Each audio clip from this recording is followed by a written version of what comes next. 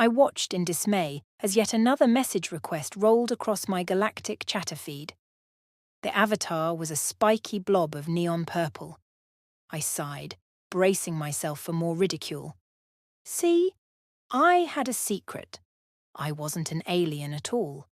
I was just Sarah, a bored human from a planet so far back in the galactic sticks it hadn't even earned a cool space name yet.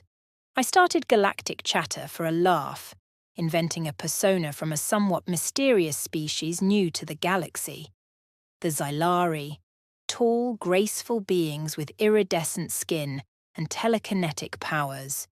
My profile pic was an AI-generated masterpiece, and people went crazy for it.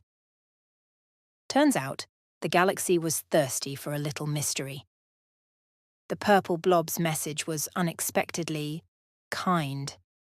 Your Xylari art is magnificent. Have you thought of minting it as an NFT? My hand hovered over the block button. This was a prime troll setup if I'd ever seen one. Then again, maybe the loneliness was getting to me. After all, Galactic Chatter, with its millions of sentient species, was as close as I got to real alien interaction. Thanks, I typed back cautiously. But wouldn't it be a bit humanish? The purple blob fizzed with animated sparkles. It's the ultimate sign of respect, like the way humans wear kimonos or those feathered headdresses. I mulled it over. It did sound kind of cool. What's your name? I asked. Zarth, they replied. I'm a Vitrixian scholar. Love your insights into Xylari philosophy. Never considered your culture so emotional? I froze. Philosophy? What had I gotten myself into? Before I could panic disconnect, another message pinged. Your bio on your profile says you work on Earth, but it also says you're doing some intergalactic meet and greet. So, what are you doing there? Zarth asked. I hesitated, then replied, I'm currently living here as a representative to get to know humans. Wow, I couldn't believe it. I just typed that. You know, us Xylari have decided it was time for more species to get to know us better. At least this wasn't all a lie. It had been true that a small delegation of Xylari were touring the galaxy in an attempt to be less mysterious. And there were a few Xylari representatives here on Earth that I followed on social media. Hey, listen, Zarth continued. I'm heading to a symposium on cultural misinterpretations. Want to be my Xylari consultant? You'll be paid, of course. This was insane. On the other hand, who was I to crush an alien's dream of meeting a mythical Xylari?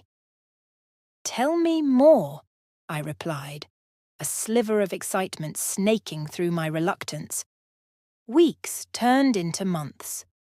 Zarth and I chatted for hours, me frantically faking philosophical depth and cultural insights about a species that many were not too familiar with. My Xylari persona was gaining a bit of recognition, and I was starting to enjoy its sheer audacity. Most of all, I enjoyed Zarth. They were quirky, passionate, and possessed a sense of wonder that was infectious. Soon, late-night chats became daily occurrences. Zarth confided their insecurities, their dreams, the pressure of being a Vitrixian academic, expected to be stoic all the time. In those moments, the galactic distances seemed to melt away. I found myself sharing little pieces of myself too. My love of vintage Earth movies, how the rain smelled, my desperate, futile attempts at baking. Then came the bombshell. Zarth was attending an intergalactic conference on Earth. I choked on my coffee. This had gone too far. Zarth, I began, voice shaking. I have to be honest. Zarth's messages flooded in. We could finally meet. There's this human cafe that does vegan tentacle rolls. Want to try it? Think of it as immersive research for your talk. The absurdity of it all was both hilarious and terrifying. My online lie was about to crash head-on into reality. Yet, the thought of meeting Zarth, feeling the spark of that connection in the real world, was a temptation I wasn't sure I could resist. "Sarah," Zarth's voice came through, hesitant. I held my breath. "Are you a Xylari? I know this may sound strange, but I'm getting some very mixed signals." The time for half-truths was over. I took a deep breath, fingers flying across the keyboard. My confession poured out, my loneliness, my boredom, the improvised persona, everything. There was a long silence, then a single question from Zarth. But those late-night talks, the laughter, that was real, right? I wanted to scream in frustration. Of course it was real. Even with the whole pretending to be an alien thing, Zarth had become my closest friend, probably the only real friend I'd had in years. But how could I explain that? "Yes," I managed to type, the word echoing in the emptiness of my room. All of that was real. Another pause, an eternity stretching out between us. Then came Zarth's reply, and it wasn't what I expected. "Phew," they wrote, a relieved emoji bobbing beside it. For a moment, I thought I was losing my mind. "What do you mean?" I asked, confused. "You ever felt the weirdest connection with someone, like you've known them forever?" Zarth's messages flowed out. "That's what it's been like with you, but it didn't make sense. Xylari aren't even supposed to feel emotions that way," had me questioning my whole thesis. That's when it hit me, the perfect out. The risky, absurd out that might just salvage everything. "Zarth," I began, a half-baked plan forming in my head. "Have you ever considered that the Xylari, well, that they might be evolving?" Silence. Then, slowly, tentatively, Zarth replied, "You mean, like some sort of cultural shift?" "Exactly," I typed furiously, elaborating on how an isolated group of Xylari might break from tradition, their need to reach out to new species becoming more profound. I suggested that by coming to Earth, he might get an interview with a Xylari to further confirm this theory. Zarth was hooked. Their fascination was tangible. Emojis flying, questions sparking off one another.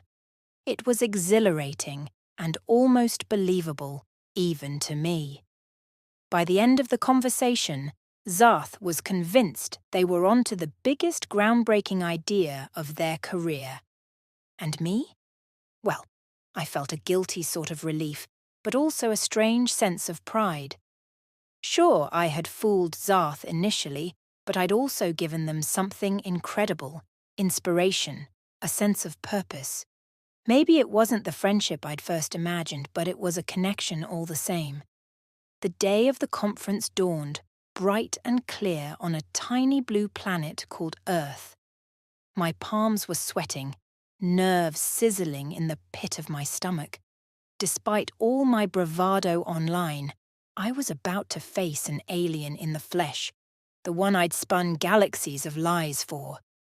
The cafe was abuzz with beings of every shape and colour, tentacled creatures sipping neon drinks, a furry biped negotiating what looked like a real estate contract with a floating orb. Then I spotted Zarth. My heart did a funny little flip.